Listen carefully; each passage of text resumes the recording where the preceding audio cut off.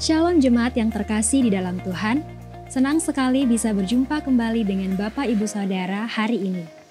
Tidak ada satupun perkara yang sukar untuk Tuhan kerjakan.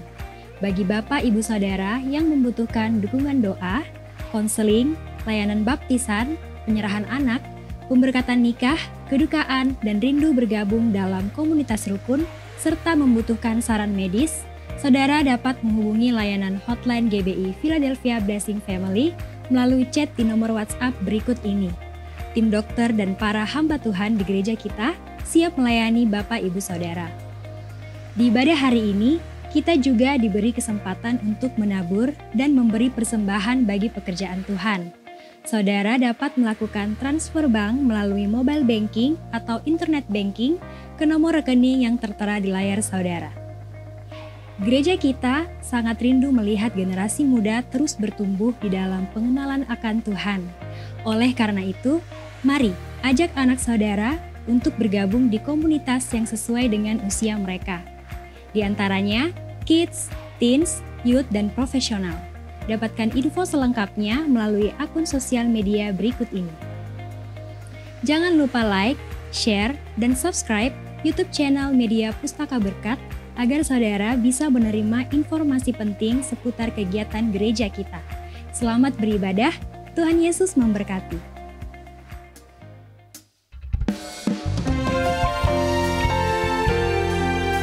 Shalom Bapak Ibu Saudara yang dikasihi Tuhan. Percaya Dia Tuhan yang menjawab doa saudara, tepat pada waktunya, indah pada waktunya. Mari kita berikan tepuk tangan sorak-sorai bagi Tuhan.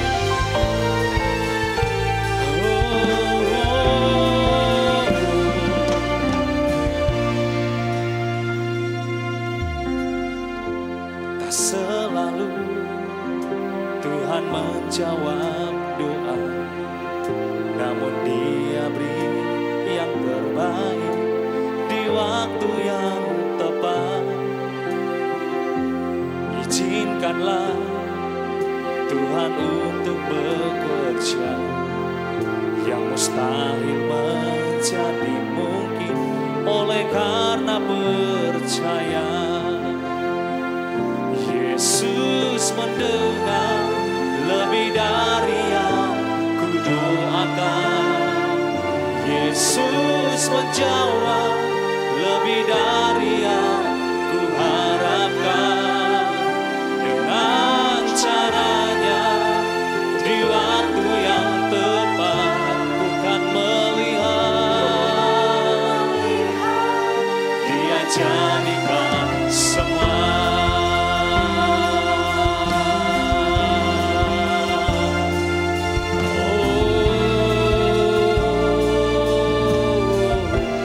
Bersama-sama. Tak selalu Tuhan menjawab doa, namun Dia beri yang terbaik di waktu yang tepat. Izinkanlah Tuhan untuk bekerja, yang mustahil menjadi mungkin oleh karena percaya. Yesus mendengar lebih dari yang kudoakan. Yesus menjawab lebih dari yang kuharapkan. Dengan caranya di waktu yang tepat, ku kan melihat Dia jadikan semua. Angkat tangan saudara, katakan, Yesus mendengar lebih dari yang kudoakan. Yesus menjawab lebih dari yang kuharapkan. Dengan caranya di waktu yang tepat, bukan melihat, Dia jadikan semua. Angkat tangan saudara. Yesus mendengar lebih dari yang kudoakan. Yesus menjawab lebih dari yang kuharapkan.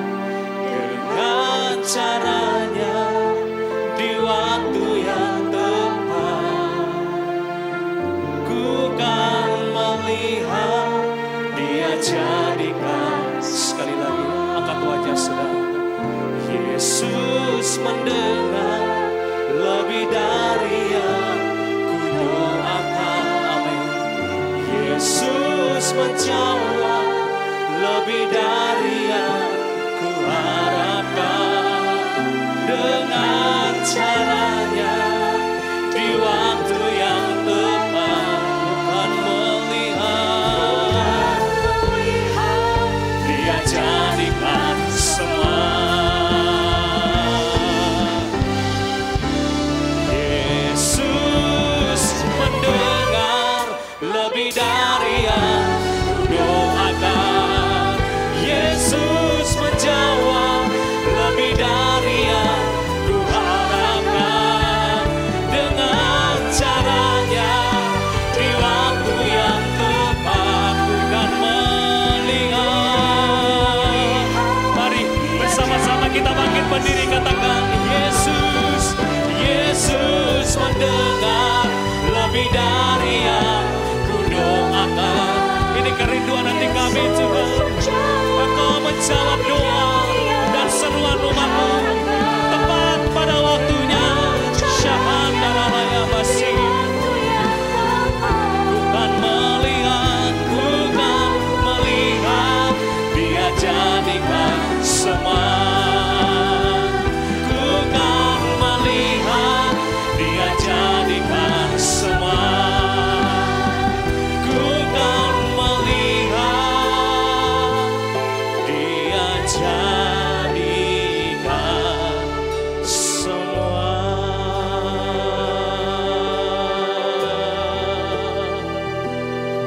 Yang percaya Tuhan menjawab doa dan seruan saudara dan saya tepat pada waktunya. Mari kita kasih tepuk tangan sorak-sorai yang indah bagi Tuhan, yang meriah bagi Tuhan. Mari kita sembah Dia, sembah, sembah, sembah.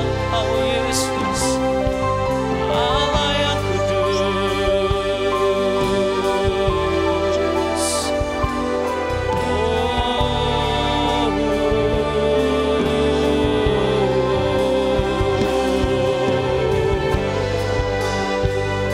Indah pada waktunya Tuhan, tepat pada waktunya. Yesus, oh Yesus, jawab doa seruan umatmu tepat pada waktunya. Indah pada waktunya.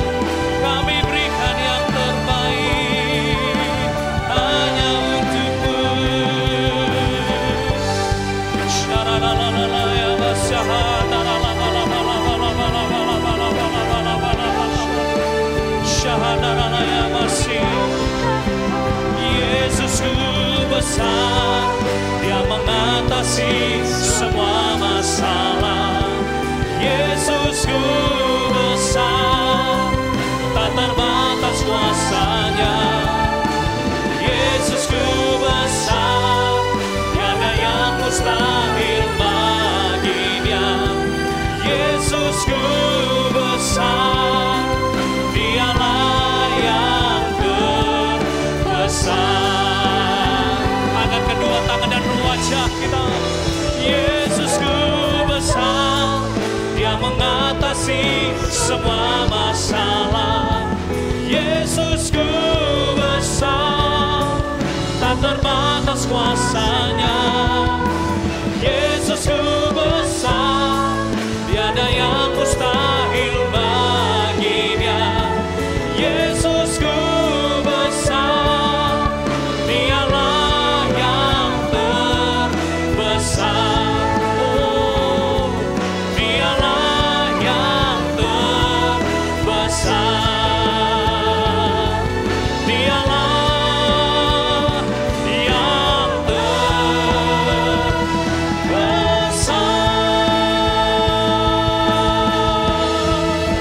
Yesusku besar.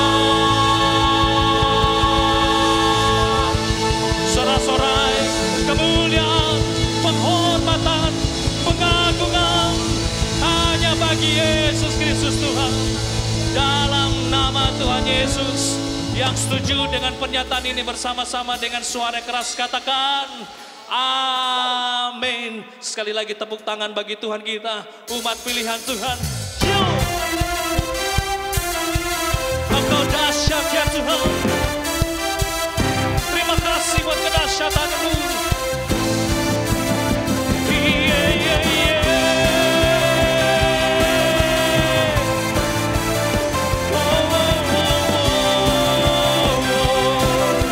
Mari dengan sukacita bersama-sama. Kau Tuhan perlindunganku, Kau Tuhan kekuatanku, Kaulah anugerah bagiku. Kau Tuhan perlindunganku, Kau Tuhan keselamatanku, percaya Kau berkuasa. Bersama-sama angkat tanganmu. Janji-Mu nyata dalamku, ku berserah kepadamu. Mari dengan sukacita katakan haleluya, amin. Sebab nama-Mu besar, dahsyat-dahsyat dalam hidupku. Haleluya, ku bersorak, Yesus, ku bersorak, Yesus, Kau Raja mulia. Mari tepuk tangan bersama-sama. Kau Tuhan, Kau Tuhan perlindunganku, Kau Tuhan kekuatanku, Kaulah anugerah bagiku. Kau Tuhan, Kau Tuhan perlindunganku, Kau Tuhan keselamatanku, ku percaya Kau berkuasa. Bersama-sama. Janji-Mu nyata dalamku, ku berserah kepadamu. Mari dengan sukacita katakan haleluya. Sebab nama-Mu besar, dahsyat-dahsyat dalam hidupku. Haleluya, ku bersorak, Yesus dahsyat, ku bersorak, Yesus Kau Raja mulia. Yang percaya katakan dahsyat. Haleluya. Angkat tangan saudara katakan janji-Mu nyata dalamku, ku berserah kepadamu. Oh janji-Mu, yeah. Janji-Mu nyata dalamku, ku berserah kepadamu.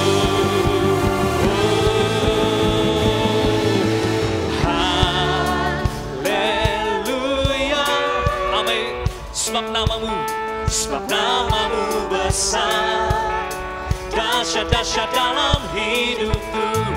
Haleluya, ku bersorak, Yesus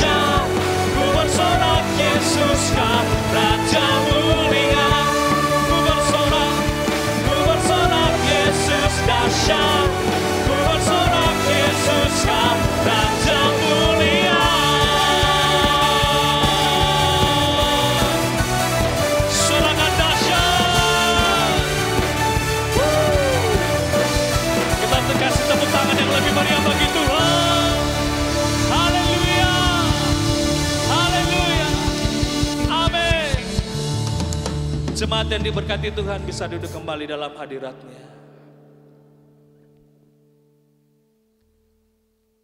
Engkaulah segala-galanya dalam kehidupan kami Tuhan. Yesus segala-galanya dan penolong dalam kehidupan kami.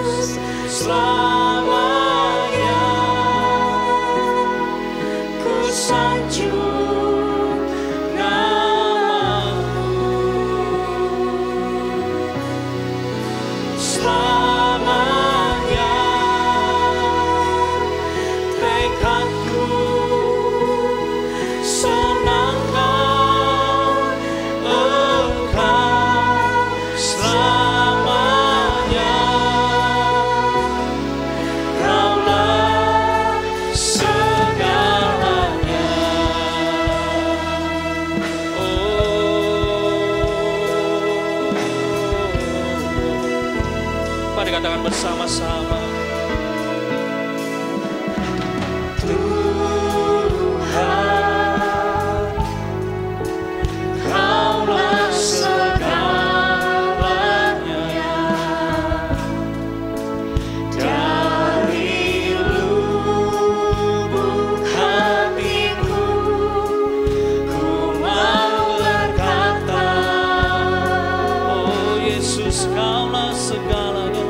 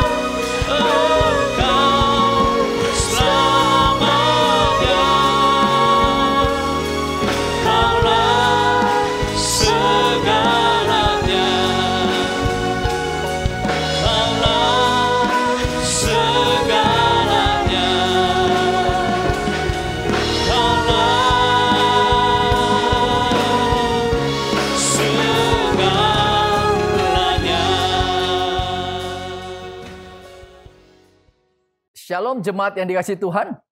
Senang sekali bisa berjumpa kembali dalam ibadah online GBI Philadelphia Blessing Family.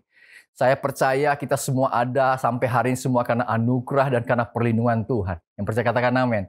Mari siapkan hati saudara untuk dengar firman Tuhan. Dan saya percaya firman Tuhan hari ini akan menjadi berkat bagi saudara semua.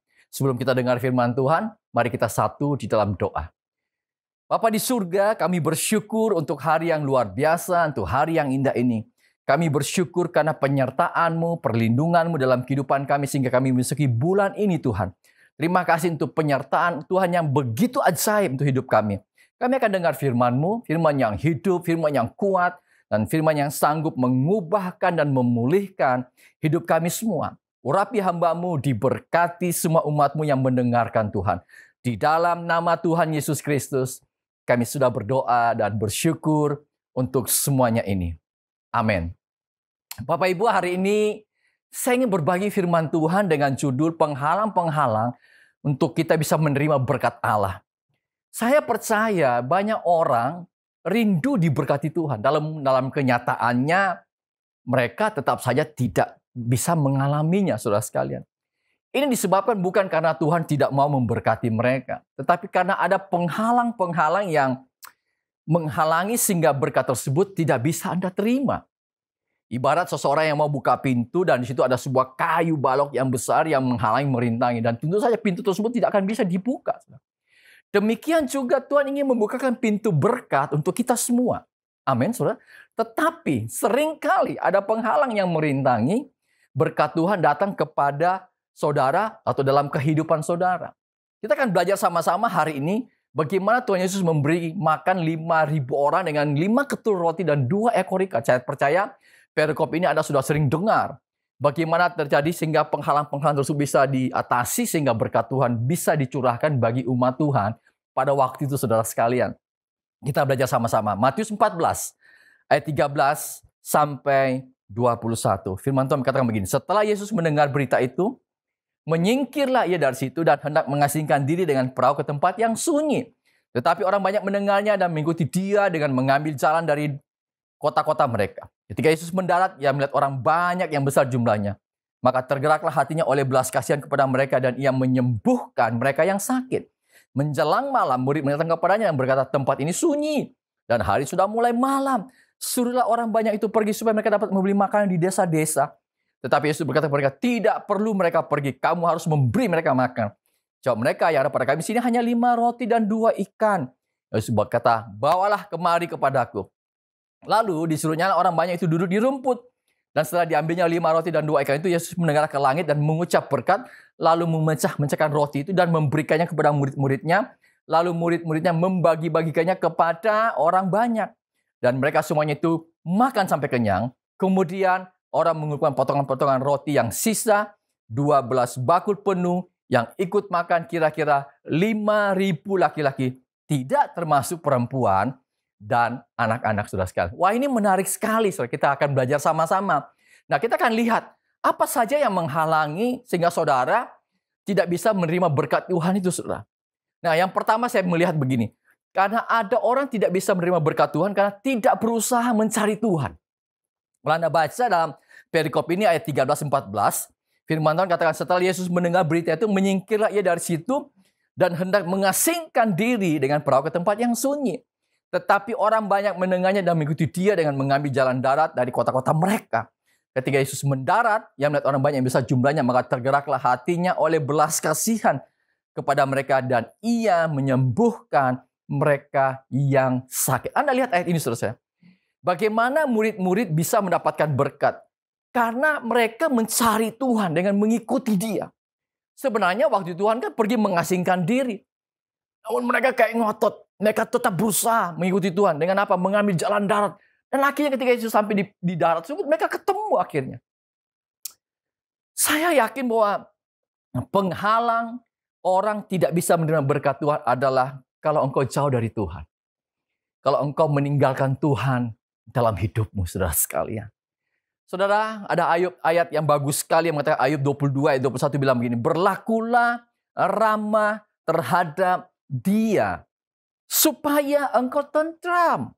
Dengan demikian, Engkau memperoleh keuntungan. Wow, yang luar biasa. Berlaku ramah kepada Tuhan artinya hidup kita yang menyenangkan hati Tuhan. Hidup kita yang punya hubungan yang baik dengan Tuhan. Dan saya mau sampaikan kepada saudara, penghalang berkat Tuhan yang paling sering adalah dalam hidup anak Tuhan adalah karena dosa. Dan ini yang Anda harus singkirkan semuanya dalam hidup saudara. Buang segala kepahitanmu, buang segala kegeramanmu, amarahmu kepada Tuhan mungkin, kekecewaanmu mungkin. Atau mungkin Anda hari Minggu rajin beribadah, saudara ya. Tapi masih punya selingkuhan. Anda bertobat, saudara. Atau engkau lagi mungkin seorang wanita, engkau lagi berjalan dengan pria yang sudah punya istri mungkin. Engkau menjadi wanita simpanan tanda petik. Hari ini kalau kau dengar firman Tuhan, engkau bertobat dalam hidup saudara. Saya mau sampaikan hal lain lagi, saudara sekalian. Seorang ilmuwan bernama Blaise Pascal pernah menyatakan begini. Ada sebuah ruang kosong dalam hidup manusia yang diciptakan oleh pencipta kita, yaitu ciptaan Allah, dalam diri setiap manusia. Dan ternyata ruang kosong ini hanya bisa diisi oleh pencipta itu sendiri, yaitu Tuhan kita Yesus Kristus. Dan ruang kosong ini tidak ada yang mampu mengisinya, saudara sekalian. Baik itu ketenaran, baik itu kekayaan, baik itu kemakmuran, kekuasaan, dan lain sebagainya, saudara sekalian. Artinya, begini saudara sekalian.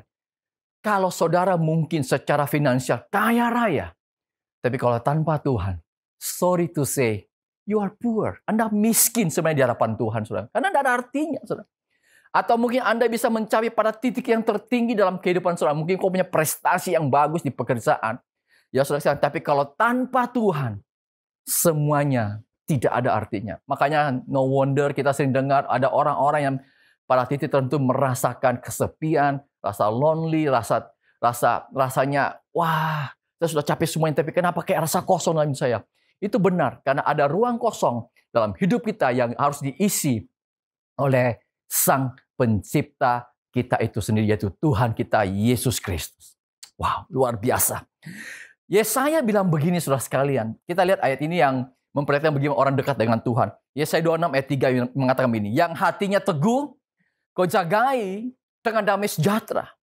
Sebab kepadamulah, apa saudara? Ia percaya.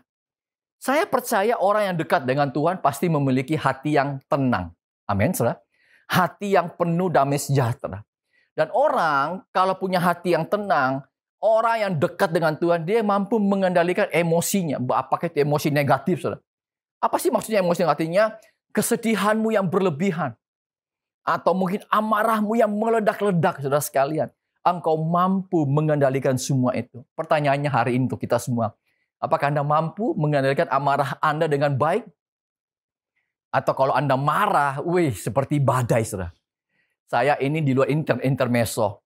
Menarik sekali disimak kalau ada badai di luar negeri, saudara sekalian. Itu seringkali kasih nama perempuan. Saya nggak tahu kenapa. Ada badai Irma, badai Maria, badai Emily, badai Katrina, Agnes, macam-macam, saudara. Sehingga ini diprotes sama kaum feminis pada waktu itu. Kenapa sih cuma nama-nama wanita, ya kan? Tapi akhirnya beberapa badai yang terjadi, pernah itu dikasih nama laki-laki. Ada yang namanya badai Bob, ada yang namanya badai Bruno. Saya nggak tahu kenapa, saudara sekalian, tapi ya inilah. Apakah kita belajar untuk mengendalikan amarah kita, emosi kita dengan baik. Ini poin pertama, bagaimana sehingga berkat itu tidak terjadi dalam kehidupan kita. Yang kedua, apa yang menghalangi sehingga berkat itu tidak terjadi? Yang kedua adalah karena orang ini tidak berpikiran positif. Atau boleh katakan mudah putus asa. Karena lihat ayat 15-16, firman Tuhan bilang begini, menjelang malam, murid-murid datang kepadanya dan berkata, tempat ini sunyi dan hari sudah mulai malam. Sudah orang banyak itu pergi supaya mereka dapat membeli makanan di desa-desa. Tetapi Yesus berkata kepada mereka, tidak perlu mereka pergi. Kamu harus memberi mereka makan. Wow, luar biasa. Murid-murid Yesus membuat banyak alasan dengan berkata, Guru, tempat ini sudah sunyi lah. Hari sudah mulai malam. Ya, banyak alasan mereka tidak berpikiran positif. Atau mereka kata lain, sudah putus asa. Sudah. Tapi Tuhan Yesus menyuruh mereka beri makan, saudara sekalian. Sebenarnya saudara, penghalang orang untuk tidak terima berkat Tuhan adalah karena mereka tidak berpikir positif. Selalu melihat hal-hal yang negatif atau mudah putus asa. Padahal kalau Anda baca firman Tuhan dalam Filipi 4 ayat 8, saudara ya. Firman Tuhan katakan begini, jadi akhirnya saudara, semua yang benar, semua yang mulia, semua yang adil, semua yang suci, semua yang manis, semua yang sedap didengar, semua yang disebut kebajikan dan patut dipuji, pikirkanlah semuanya itu. Saudara sekalian, saya percaya bahwa pikiran kita positif karena kita percaya akan firman Tuhan. Pikiran kita positif karena kita percaya janji Tuhan di Alkitab, di firman Tuhan. Bukan karena motivator yang kasih kita janji-janji, bukan. Dan kalau orang kuat dalam firman, ketika ada masalah, dia akan tetap teguh, dia tetap akan kuat, saudara sekalian. Pertanyaannya adalah begini, apakah Anda yakin semua ketika Anda masalah datang dan Anda pasti bisa melewati masalah tersebut semuanya dengan baik? Apakah Anda yakin bahwa setiap persoalan pasti ada jalan keluarnya? Saya percaya bahwa tidak ada badai yang terlalu besar yang tidak dapat diredakan oleh Tuhan kita, Yesus Kristus. Engkau yang percaya, katakan amin. Mazmur 34 ayat 20. Ini ayat luar biasa. Tapi ini perlu saya sampaikan kepada saudara semua yang untuk mendengarkan firman Tuhan. Firman Tuhan bilang, kemalangan orang benar banyak. Tetapi Tuhan melepaskan dia dari semuanya itu. Ayat ini berkata kemalangan orang benar ada. Masalah dan persoalan anak Tuhan yang sudah ikut Tuhan pasti masih ada. Masih kita alami, saudara sekalian. Tapi ayat ini tidak titik. Tapi ada komanya. Artinya firman Tuhan bilang, tapi Tuhan melepaskan semuanya dari itu. Artinya begini. Ketika ada masalah dalam hidup kita, Tuhan ada di tengah-tengah badai hidup saya dan saudara. Engkau yang percaya katakan amin, saudara sekalian. Bapak Ibu, sering kali ya saudara, kita ini membuat banyak alasan saudara. Saya ini tidak berbakat. Saya hanya anak keluarga biasa. Mana berani bermimpi setinggi langit. Mustahil aku bisa meraihnya. Atau yang bilang ujungnya hanya sakit hati karena terlalu tinggi berangan-angan. Reaksi sajalah bro. Seringkali orang menyatakan demikian. Tapi saya pernah mendengar sebuah kesaksian. Dan saya membaca sebuah kesaksian. Ada seorang anak yang secara finansial punya keterbatasan. Karena ayahnya seorang tukang becak. Tentu kita tahu penghasilan tukang becak pasti sangat terbatas. Ya, anak ini kuliah di salah satu universitas yang negeri yang terbaik di Indonesia. Salah satu. Dan dia berhasil kuliah sampai lulus S1. Bahkan bukan cuma S1. Tetapi dia bisa menyelesaikan kuliahnya sampai S3, didapatkan beasiswa di Inggris. Dan dia bisa menyelesaikan semua. Dan ini menjadi viral, sudah diberitakan di mana-mana, saudara sekalian. Dia bernama adalah Reni. Lahir dari keluarga sederhana, tapi ia berhasil membuktikan kepada dunia bahwa keterbatasan tak pernah menghalangi keberhasilan seseorang yang mau terus berusaha, orang-orang yang tidak mudah putus asa. Saya berdoa Anda adalah orang-orangnya, saudara sekalian. Engkau yang percaya, katakan amin. Yang ketiga, apa yang menghalangi kita sehingga berkat itu tidak terjadi? Yaitu kalau Anda tidak belajar mengucap syukur atas apa yang saudara sudah miliki. Saudara. Kalau Anda baca ayat 17-19, firman Tuhan bilang begini, jawab mereka yang ada pada kami di sini hanya 5 roti dan 2 ikan. Yesus berkata, bawalah kemari kepadaku. Lalu disuruhnya orang banyak itu duduk di rumput. Dan setelah diambilnya 5 roti dan 2 ikan itu, Yesus mendengar ke langit dan mengucap berkat, lalu memecah-mecahkan roti itu dan memberikan kepada murid-muridnya. Lalu murid-muridnya membagi-bagiannya kepada orang banyak. Ayat ini memperlihatkan, murid-murid mengatakan, guru kami hanya punya 5 roti dan 2 ekor ikan. Mana cukup ya? Mereka tidak bersyukur dengan apa yang mereka sudah punya, mereka miliki. Saudara. Ada banyak orang tidak bisa menerima berkat Tuhan karena tidak menyadari dan bersyukur atas apa yang sudah mereka miliki dalam hidup mereka. Hari ini kita belajar sama-sama. Kita sudah punya banyak potensi yang Tuhan sudah berikan dalam hidup kita semua yang harus kita gali sebenarnya dalam hidup ini. Saya ingin menjelaskan ada satu ayat yang luar biasa. Bagaimana berkat itu ibarat kita menggali harta yang terpendam yang dimana Tuhan sudah sediakan dalam hidup kita. Kita akan baca sama-sama ayat ini Matius 13. Ayat 44. Firman Tuhan bilang begini. Hal kerajaan surga itu seumpama harta yang terpendam di ladang. yang ditemukan orang, lalu dipendapkannya lagi. Oleh sebab sukacitanya, pergilah ia menjual seluruh miliknya, lalu membeli ladang itu, saudara. Wah, menarik sekali. Saya ingin berbagi gini, saudara. Ada 3 poin penting dari ayat ini saja, saudara. Yang pertama dijelaskan, kita ini semua punya ladang. Sudah punya, ada. Tuhan sudah berikan kita ladangnya kita, saudara sekalian. Nah, tapi ada banyak orang yang tidak mau menggarap ladangnya dengan baik, tidak menggali potensinya, maksimalkan hidupnya. Dia akan menelantarkan ladangnya, saudara. Ya, boleh katakan kalau sudah punya pekerjaan atau punya bisnis, tidak digarap dengan baik. Hanya keluyuran, ya. Dan berharap minta tolong sama Tuhan. Dan kalau bangkrut, Tuhan yang disalahkan, saudara sekalian. Yang kedua, dari ayat ini kita belajar harta tersebut harus digali. Saya percaya bahwa orang yang menyimpan hartanya itu yang tadi pasti menggalinya pasti cukup dalam. Nah, mungkin cuma 20 cm. Nah, mungkin cuma 30 cm. Ini harta. Saudara.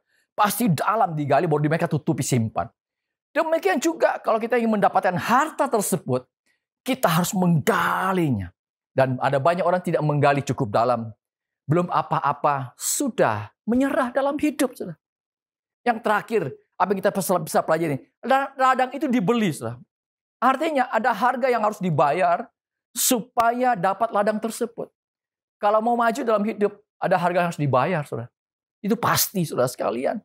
Saya ingin menjelaskan satu ayat yang luar biasa. Kisah Rasul 17 ayat 2 pernah bilang begini. Dari satu orang saja, ia telah menjadikan semua bangsa dan umat manusia untuk mendiami seluruh muka bumi. Dan ia telah, perhatikan, menentukan musim-musim bagi mereka dan batas-batas kediaman mereka. Ayat ini berbicara ada beberapa poin. Ayat ini berbicara tentang batas-batas yang memisahkan antara daratan yang dapat didiami dan lautan. Tapi yang kedua, tafsiran berikutnya adalah ayat ini berbicara masa dan daerah yang ditentukan Allah bagi masing-masing bangsa. Sudah punya wilayah masing-masing yang Tuhan sudah tentukan. Yang ketiga ini yang saya mau bagi kepada saudara-saudara. Saudara nangkap baik-baik. Coba saudara diperhatikan baik-baik. Bahwa Tuhan sudah menentukan bagian kita ini masing-masing. Baik berkat, posisi dalam hidup, dan apapun, saudara. Oleh sebab karena kita tidak tahu sampai di mana batas tersebut, maka oleh sebab itu kita harus mengupayakannya, kita harus menggalinya, mengembangkannya, saudara sekalian. Karena kita tidak tahu sampai di mana batas kita. Kalau kita sudah mengupayakan dengan maksimal, dan karena itulah saudara dapat, ya itulah batas saudara. Amin, saudara. Saudara sekalian, saya mau ingin berikan contoh, ada orang yang menggali kehidupannya begitu dalam. Saudara. Dia seorang pemuda yang miskin, suka dibully sejak dia masih kecil karena orangnya aneh. Karena dia cacat memang sejak lahir, sisi kiri wajahnya itu lumpuh termasuk bibir, lidah dan dagunya, sehingga kalau dia berbicara itu agak tidak jelas, kayak bergumam, kayak berkumur-kumur, saudara. Besar, dia tinggal di apartemen yang jor karena dia memang susah, miskin, saudara. Ia melamar kerja jadi artis film, ditolak sana sini, saudara, tentunya. Saking susahnya, ia terpaksa menjual anjing kesayangannya, saudara, untuk makan, saudara. Satu kali, ia menonton sebuah pertandingan tinju. Waktu itu antara Muhammad Ali dengan seorang tinju lain, saudara. Dari peristiwa tinju itu dia terinspirasi untuk membuat naskah cerita. Ya, sebuah skrip naskah. Dan dia tulis, dia tawarkan naskah ini, dia diketikkan apa sama istrinya dan dia coba tawarkan ke produser-produser lain. Ya, saudara sekalian, tapi ya ditolak juga, saudara. Tetapi ada yang berminat, saudara. Kemudian naskah ini bilang, wah ini bagus nih. Produsernya bilang, oke, saya berikan kamu harganya $125.000. Tinggi ya, bagus lah harganya. Tapi dia tolak, saudara. Dia mau kalau dia juga jadi pemeran utama orang ini. Jadi dia tawarkan naskah, tapi sekalian juga dia jadi pemeran utamanya. Para produser bilang, enggak lah, kita cuma beli saja. Oke, saya naikkan $250.000. Tapi kamu enggak main. Orang ini ngotot. Enggak, saya mau, saya yang tetap main. Oke, saya kasih $350.000. Orang ini tetap ngotot, tidak mau, saudara. Kalau dia enggak main. Anda bayangkan, saudara. Orang pikir orang ini sombong banget. Tapi saya kira orang ini menggali hartanya, saudara. Menggali harta yang terpendam dalam hidupnya, saudara sekalian. Satu kali ia tawari sama produser lain. Dan produsernya akhirnya setuju, tapi dia bilang begini. Oke, kami beli naskahmu, tetapi dengan harga sekian. Ternyata dengan harga murah sekali, saudara. Tapi kamu jadi pemeran utamanya. Wah, pria ini langsung, saya setuju. Tahu saudara dia dibayar berapa? Dia cuma dibayar $20.000. Jauh sekali dengan produser lain tawarkan. Tapi dia jadi pemeran utama. Dia setuju dan dia ambil saudara sekalian. Anda tahu siapa orangnya? Dia adalah Sylvester Stallone. Tahu kisah cerita ini? Dia adalah pemeran utama dalam film Rocky Balboa. Seorang petinju legendaris yang difilmkan saudara sekalian. Dan ini meledak di pasaran saudara. Dan mereka meraup keuntungan yang besar sekali pada waktu itu. Dan film ini ternyata mendapatkan penghargaan sebagai film terbaik dan naskah terbaik di ajang Oscar. Bahkan Sylvester Stallone masuk dalam nominasi sebagai aktor terbaik, tapi dia tidak mendapatkan piala Oscar. Dari film ini dibuat film 1, 2, 3, 4 dan sekian, masuk dalam film-film ini, akhirnya dia menjadi seorang aktor Hollywood yang sangat terkenal orang ini. Saudara. Saya yakin ini orang mencangkul yang dalam hidupnya, saudara sekalian. Ada lagi yang lain, saudara. Saya kasih contohnya. Dia adalah seorang anak yang sudah ditinggalkan oleh ayahnya ketika ia berumur 6 tahun, saudara. Ya, akhirnya dia sama mamanya dengan adik-adiknya. Mamanya kan pergi bekerja, jadi harus mengurus adik-adiknya. Sehingga akhirnya di usia 10 tahun, dia sudah pintar memasak, saudara. Wah, luar biasa. Karena ia harus memasak untuk adik-adiknya, saudara. Besar, orang ini sudah merasakan berbagai kerja, berbagai profesi. Mulai jadi petani, penjual ban, pemadam kebakaran kereta api, bahkan menjadi penjual asuransi dan sebagainya. Bahkan ia pernah menjadi pegawai pompa bensin. Waktu dia menjadi pegawai pompa bensin, orang bertanya, atau orang isi bensin, orang bertanya, apakah kamu ada jual makanan atau minuman? Dan nggak ada, Pak. Dari situlah dia dapat inspirasi, orang ini mendapat inspirasi, bagaimana kalau saya jual gorengan di sini? Karena banyak orang bertanya makanan dan minuman. Akhirnya dia minta izin sama bosnya untuk jual di ujung daripada pompa bensin, jual tempat-tempat kecil, dia jual gorengan. Saudara dia jual apa? Ayam goreng, saudara sekalian. Itu merupakan cikal bakal usahanya nanti ke depan, saudara sekalian. Satu kali, ia membuat resep dia untuk ayam goreng dia, saudara. Dia tawarkan ke beberapa restoran, ditolak. Bahkan beberapa biografi menyatakan, yang saya baca, dikatakan ribuan restoran menolak resep dia, saudara sekalian. Sehingga akhirnya dia membuka satu resto kecil, gerai kecil, dan akhirnya di usia 65 tahun, itulah resto pertama atau gerai pertama yang ia punya, saudara sekalian. Umur 75 tahun, orang ini punya 650 outlet gerai di seluruh dunia. Di tahun 80-an, dia sudah punya ribuan outlet di seluruh dunia, saudara. Siapakah dia, saudara? Ia adalah Kolonel Sanders, saudara sekalian.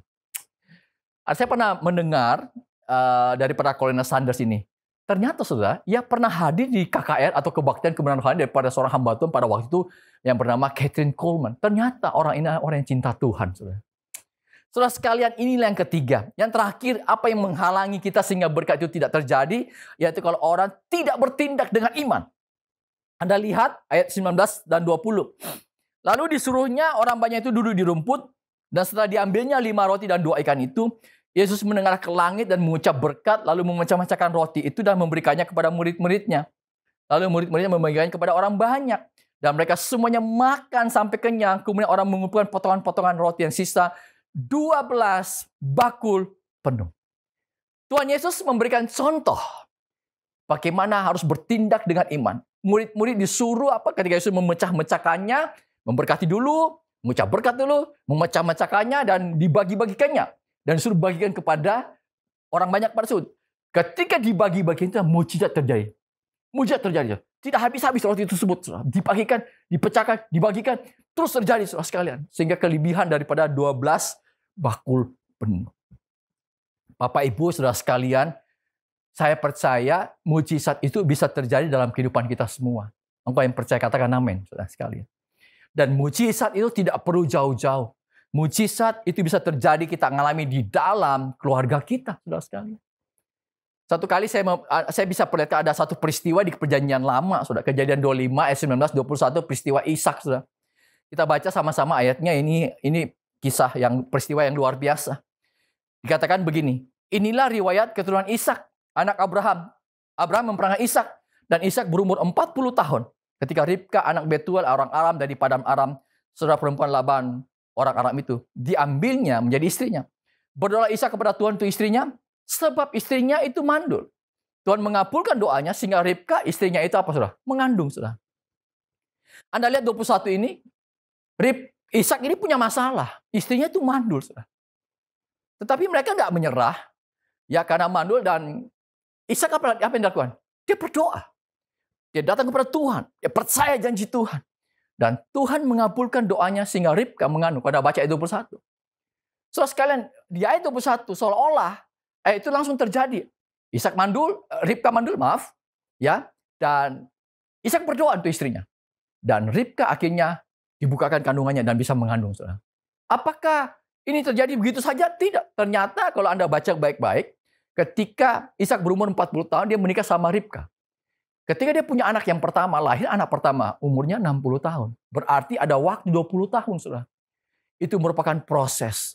Itu menunjukkan bahwa Ishak tekun berdoa. Dia bukan hanya berdoa, tapi dia tekun berdoa. Dia percaya, dia beriman bahwa Tuhan pasti menjawab doanya, saudara sekalian.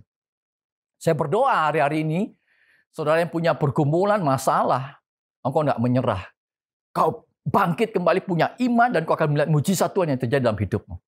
Saya membaca, mendengar juga sebuah kesaksian seorang yang bernama Ruth Felicia. Ini sudah banyak di berita-berita juga disampaikan di media sosial, saudara sekalian. Dia menikah di tahun 2015-2014, saudara sekalian, sama suaminya bernama Adrianus. 1 tahun berjalan, menikah, mereka belum punya anak. Masuk tahun kedua dan kemudian mereka mulai mungkin check up ke dokter kandungan supaya tahu apa mungkin penyebabnya dan sebagainya.